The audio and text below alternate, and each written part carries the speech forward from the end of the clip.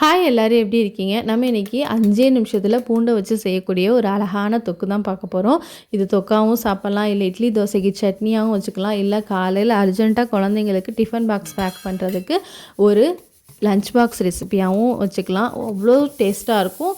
உங்களுக்கு செய்யறது ரொம்ப ரொம்ப சிம்பிள் தான். பூண்டை மட்டும் உரித்து வச்சுட்டிங்கன்னா போதும், உங்களுக்கு செம்மையான ரொம்ப சூப்பரான ஒரு அருமையான தொக்கு ரெடி ஆயிரும். இதுக்கு பூண்டு நல்லா சின்ன சின்ன பூண்டாக எடுத்திங்கன்னா நல்லா டேஸ்ட்டாக இருக்கும். நான் ஒரு 20லேருந்து 25 பல் சின்ன சின்ன பூண்டு எடுத்திருக்கேன். அதை இந்த மாதிரி 1-2 தட்டி எடுத்துக்கோங்க. இப்போ அடுப்பை பற்ற வச்சுட்டு ஒரு கடாயை வச்சுட்டு அதில் 1 டேபிள் ஸ்பூன் அளவுக்கு நல்லெண்ணெய் விட்டுட்டு அதில் 1/4 டீஸ்பூன் அளவுக்கு கடுகு, 1/4 டீஸ்பூன் சீரகம், அதுக்கப்புறம் கொஞ்சமாக கருவேப்பிலை சேர்த்துக்கோங்க. இப்போ இதோட நம்ம இடித்து வச்ச பூண்டு இருக்கு இல்லையா, அதையும் சேர்த்து லோ ஃப்ளேமில் ஒரு 5 நிமிஷம் நல்லா வதக்கிக்கோங்க. இந்த பூண்டோட பச்சை வாசம்லாம் போய் அது கொஞ்சம் லைட்டாக கலர் சேஞ்ச் ஆகிற அளவுக்கு இதை நல்லா வறுத்துட்டு, அதுக்கப்புறமா 1 டேபிள் ஸ்பூன் அளவுக்கு நம்ம வீட்டில் அரைச்சி வச்சுருப்போம் இல்லையா சாம்பார் தூள், அதை சேர்த்துக்கோங்க. உங்களுக்கு காரம் வேணும்னா இன்னும் கொஞ்சம் கூட மிளகாத்தூள் சேர்த்துக்கலாம், இல்லை சாம்பார் பொடியில் இருக்க காரமே போதும்னா அதோடு விட்டுட்டு நல்லா அது பச்சை வாசனை போனதுக்கப்புறமா சும்மா ஒரு 1/2 டம்ளர் அளவுக்கு தண்ணி சேர்த்துக்கோங்க. நம்ம தண்ணியே சேர்த்தாம கூட அந்த பூண்டை அப்படியே தொக்கு மாதிரி சாதத்தில் போட்டு பிசைஞ்சும் சாப்பிட்லாம்.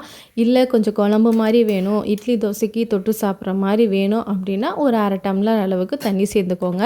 உங்களுக்கு பூண்டு எந்த அளவுக்கு எடுத்துருக்கீங்களோ அந்த அளவுக்கு தண்ணி சேர்த்தோம்னா உங்களுக்கு கரெக்டாக இருக்கும். நான் இப்போ ஒரு 20 சின்ன பல் பூண்டு அப்படிங்கிறனால 1/2 டம்ளர் அளவு தண்ணி சேர்த்துருக்கேன். இப்போ இதை மீடியம் ஃப்ளேமில் நல்லா கொதிக்கி விட்டிங்கன்னா இந்த மாதிரி லைட்டாக திக்காக ஆரம்பிச்சுக்கிட்டே இருக்கும். எண்ணெயெல்லாம் மேலே பிரிஞ்சு வரும்.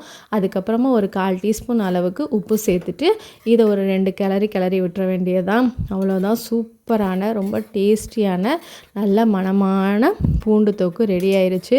இதில் நான் புளிப்புக்காக எதுவுமே சேர்த்தலை. சிலருக்கு பார்த்திங்கன்னா இது லைட்டாக புளிப்பாக இருந்தால் நம்மளுக்கு பிடிக்கும் அப்படிங்கிறவங்க ஒரு 1/2 லெமன் ஜூஸ் எடுத்து அதை இதோட சேர்த்துக்கோங்க. ஃபைனலாக இந்த ஸ்டேஜில் சேர்த்துனிங்கன்னா போதும்.